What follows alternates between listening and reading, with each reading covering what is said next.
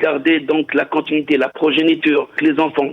On n'a pas le droit de détruire, de ne pas détruire l'espèce. Le fait de tuer la maman et les enfants ensemble, c'est détruire donc l'espèce.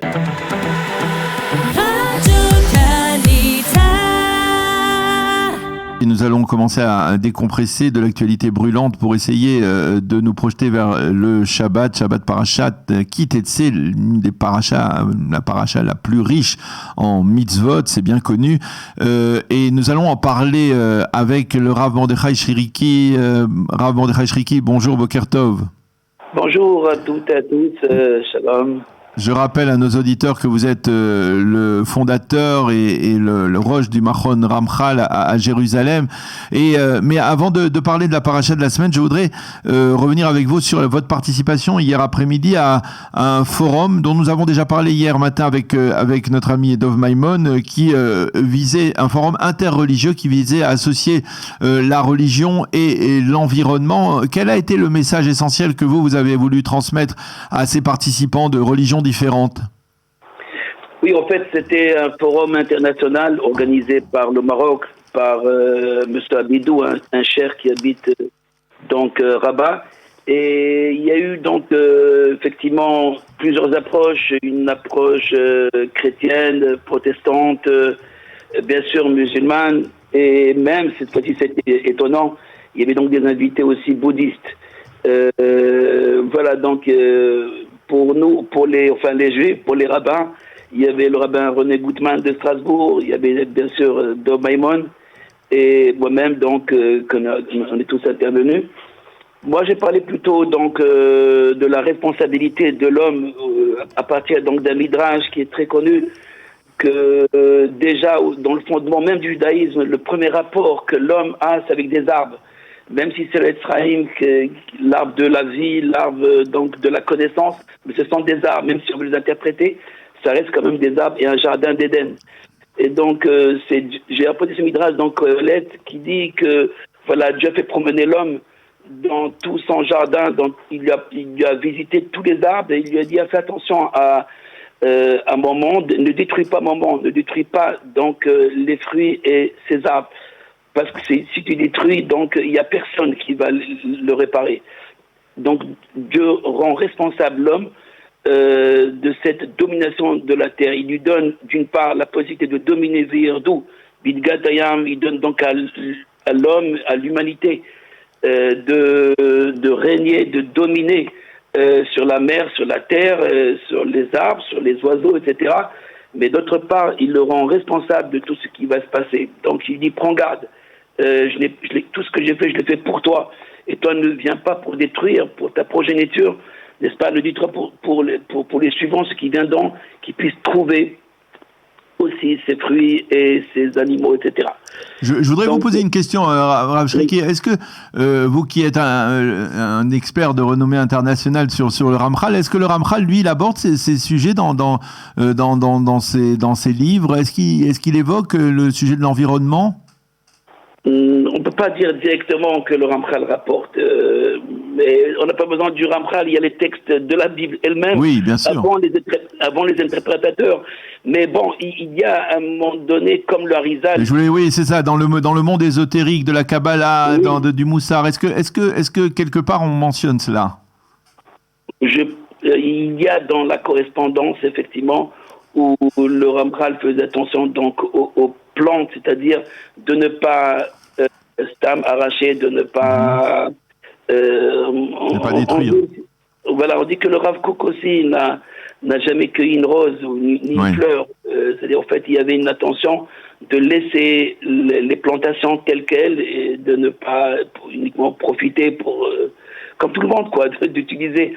Mais donc, le Ramchal, dans une lettre, il parle donc du Baltashrit ou de ce qui va être...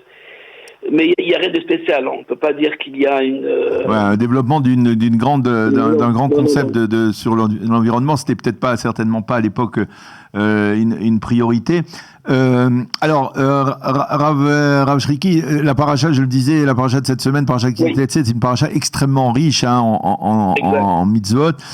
Quelle est celle qui vous qui a attiré votre attention en particulier? Quel est l'enseignement que vous vouliez nous délivrer ce matin? Voilà, je parlerai donc du Kansipor, de ce fameux nid d'oiseau. Il y a tellement donc de commandements, mais j'ai choisi donc ce commandement donc du Kansipor. Pour deux raisons. Une, pour continuer un petit peu sur l'écologie, pour retenir en fait un aspect exotérique de la mitzvah, mais aussi j'en parlerai de cet aspect aussi ésotérique de la mitzvah en quelques minutes. Donc sur l'aspect exotérique, donc l'approche littérale, ou je dirais éthique de Maïmonide, c'est au fait de ne pas prendre le tikar ha'em à la banim, de ne pas prendre la mère et les enfants, c'est-à-dire les oisillons ou les œufs, de ne pas le prendre ensemble. Donc tu dois, Shalat et Shalat tu enverras la mer et tu prendras pour toi donc les œufs ou les oisillons. Tout cela pourquoi? Dit le Maïmonide, pour ne pas implanter en nous donc cet acte de crime, non, d'Arzariout, donc donc d'être Arzari, c'est-à-dire de prendre Otto Ved Beno, comme d'ailleurs pour l'autre commandement de ne pas, on n'a pas le droit donc d'égorger et un bœuf ou une vache avec son fils, avec son veau en même temps. Otto Ved Beno, c'est-à-dire en fait il y a là quelque chose de garder donc la continuité, la progéniture, garder donc les enfants. On n'a pas le droit de détruire l'olé abed et tamim, de ne pas détruire l'espèce. Le fait de tuer la maman et les enfants ensemble, c'est détruire donc l'espèce. Donc il faut garder la mère. Donc cette idée donc de garder la mère, le placard, beaucoup l'ont repris, de l'ishmor à la toladot, donc sur la progéniture. Si c'est cela, on peut dire aussi ça correspond donc à notre environnement ou écologie, de protéger la mer, de protéger donc l'espèce animale. Mais voilà, Nachmanide reproche à Maïmonide dans son raisonnement qu'on ne peut pas dire qu'il y a cet aspect seulement de la mitzvah dans le Kansipor. C'est-à-dire, Maïmonide dit, avant de rapporter Nachmanide, qu'est-ce qu'il en a à faire l'Éternel si tu égorges une bête par la gorge ou par la nuque, ou tu la bats par la nuque? Si au fait tu manges ainsi une bête donc impure ou mal égorgée, alors c'est toi au fait qui te rend impur, c'est toi qui vous allez donc vous détruire, vous détériorer. Donc moi il veut expliquer par là qu'en vérité que les mitzvot ne sont pas pour Dieu, ils ont un rapport uniquement éthique, une relation pour nous réparer à nous. Ces commandements ont été donnés pour nous réparer, pour nous astiquer, pour nous retirer donc toutes ces scories. Et cela, pour Maïmonide, voilà donc l'approche éthique de comment comprendre ce commandement à travers donc et à partir d'autres commandements, on comprend donc cet aspect éthique. Cependant, Nachmanide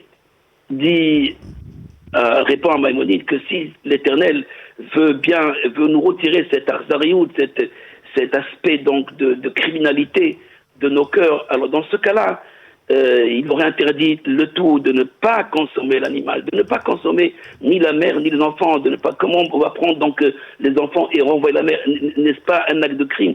Donc il lui rapporte donc cette Gemara qui dit que comment à Omer Igiura Hamecha al Kansipor Igiura Hamecha, celui qui dit, celui qui prie. Mashtiki moto. Voilà, alors on le fait taire exactement. Et Nachmanide de nous révéler donc un secret que là, c'est le cri de la maman qui nous intéresse, au fait qu'on veut susciter. Parce que les commandements, au fait, suscitent un éveil divin, métaphysique, spirituel. En envoyant la maman, alors il y a un Kansipor, il y a quelque chose qui correspond au Kansipor, qui est le lieu du Messie, le lieu de la matrice du Messie dans les halot, dans les palais supérieurs. Et là, on rappelle à Dieu, si une chair, la chair du sang et des os, sont capables d'avoir pitié pour leurs enfants et de crier pour leurs enfants, qu'on prend leurs enfants, et toi on t'a pris tes enfants 2 fois avec l'exil du premier temple et du deuxième temple, tu n'es pas donc capable de les rassembler.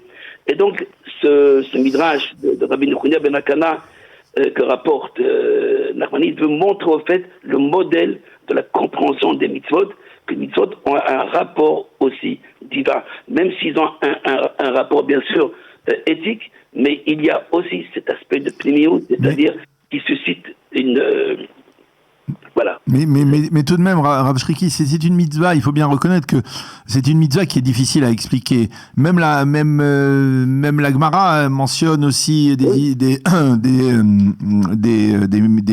anecdotes sur le fait que cette mitzvah qui est la seule avec le respect des parents, qui mentionne le fait que Ve'ararta Yamim, elle va nous conduire à augmenter notre vie. Eh bien, finalement. Là aussi, la Gemara mentionne le cas de quelqu'un qui fait la mitzvah, la double mitzvah, de respecter ses parents, son père ou sa mère, qui lui ont dit d'aller faire le Kan Sipor, et qui en tombant, en descendant, tombe et meurt. Et alors, c'est aussi pour montrer que quelque part, même dans la volonté de comprendre les mitzvot, bien, il y a une limite quelque part à ne pas franchir, que l'on ne peut pas percevoir. D'accord, je répondrai d'abord à la réponse quand même à cette problématique effectivement de la longévité, où la Torah promet une longévité, et voilà, l'enfant meurt, il tombe de l'échelle, et il y a donc Acher, Rabbi Elisha ben Abuya, que lui-même donc se pose des questions. Alors, le Ramchal a une réponse sur tout ce genre donc de ce qu'on appelle la Hashgacha, de la providence divine, qui apparemment, je dis bien apparemment, ne prend pas en considération tous les actes de tous les hommes en même temps.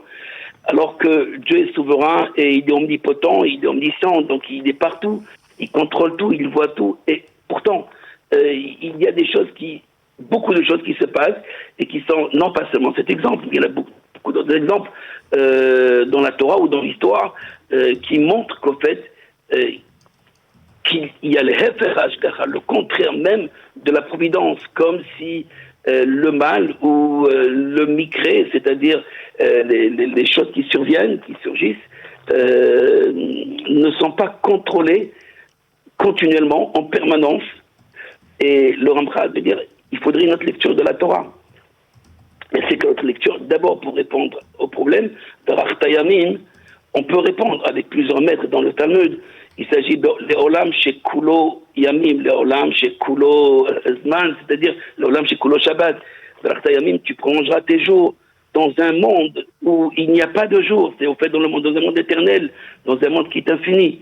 Donc il ne s'agit pas donc de ce monde-là.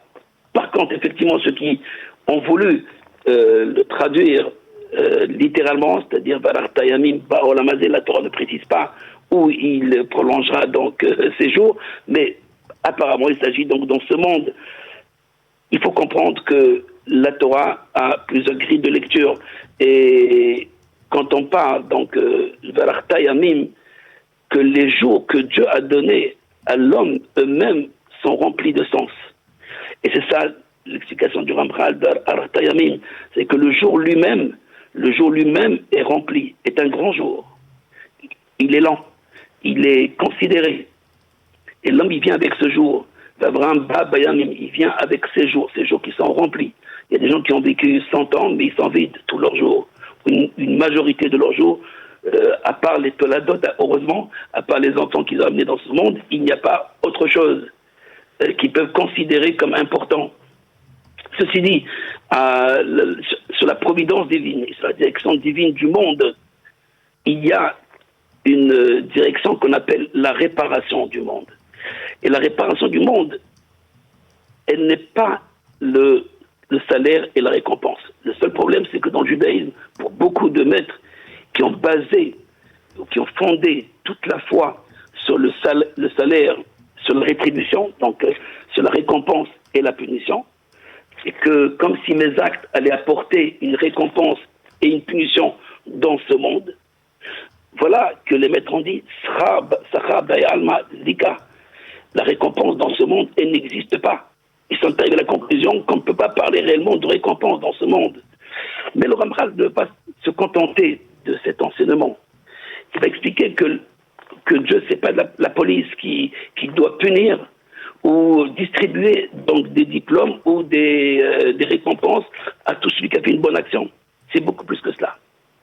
C'est participer à l'évolution de la création, à l'évolution donc du temps, de l'histoire. Et parfois, on ne comprend pas très bien comment des gens bien, tzaddik, c'est Ralo, le tzaddik qui souffre, ou le rachat, le tovlo, le mécréant, mais qui vit le bonheur. Et donc c'est ça en fait l'idée qu'on développera, si je veux, avec vous dans une autre occasion. Mais c'est là en fait la question, donc tout cet enseignement théologique de la foi, de ce que nous devons croire dans la direction divine. Voilà. Eh bien, Rav Mordechai Shriki, merci beaucoup pour cet enseignement, pour nous avoir livré cet enseignement à la veille de ce Shabbat Parashat Ki Tetse sur la fameuse mitzvah du Kansipor. Et merci pour nous avoir donné un écho de ce qui s'est passé hier lors de cette conférence, de ce forum interreligieux sur la religion et l'environnement. Merci d'avoir réussi à lier les deux d'une certaine manière. On vous souhaite Shabbat Shalom et à bientôt. Kol Tuv. Merci, au revoir.